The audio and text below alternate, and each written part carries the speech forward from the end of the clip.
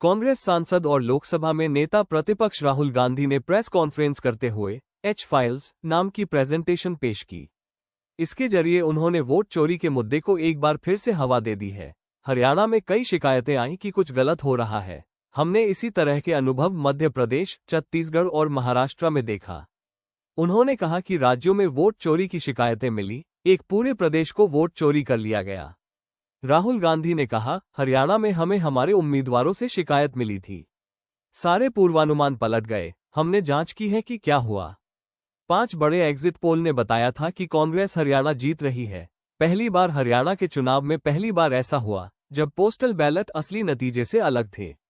राहुल गांधी ने आगे फर्जी वोट किए जाने का दावा करते हुए कहा, हरियाणा में एक युवती ने नाम बदल बदल कर 22 वोट डाले।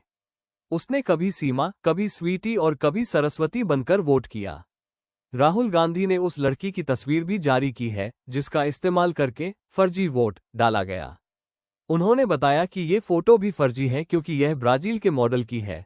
राहुल गांधी के मुताबिक हरियाणा के राय विधानसभा में एक महिला के 22 वोट मिले हैं। हर वोट अलग अलग नाम से और 10 बूथों पर दर्ज था। चौंकाने वाली बात यह है कि यह महिला ब्राजील की मॉडल मैथ्यूज फरेरो है। राहुल गांधी ने कहा कि हरियाणा विधानसभा चुनाव कांग्रेस सिर्फ 22,789 वोट से हार गई, जो बताता है कि चुनाव कितना करीबी था। हरियाणा के चुनाव में पहली बार ऐसा हुआ जब पोस्टल बैलेट असली नतीजे से अलग थे। इससे पहले 5 बड़े एग्जिट पोल ने बताया था कि कांग्रेस हरियाणा जीत रही है। हरियाणा विधानसभा चुनाव में कांग्रेस ने बड़े षड्यंत्र का आरोप लगाते हुए राहुल गांधी ने दावा किया, हमारे उम्मीदवारों से मिली शिकायतों के बाद जांच करने पर सारे पूर्वानुमान पलट गए। जांच में एक चौंकाने वाला सच सामने आया है। एक षड्यंत्र रचा गया जिससे कांग्रेस की बड़ी जीत को हार में बदल दिया जाए। उन्होंने आगे दावा किया कि हरियाणा में 25 लाख वोट चोरी हुए हैं और 5.21 लाख डुप्लीकेट वोटर्स हैं।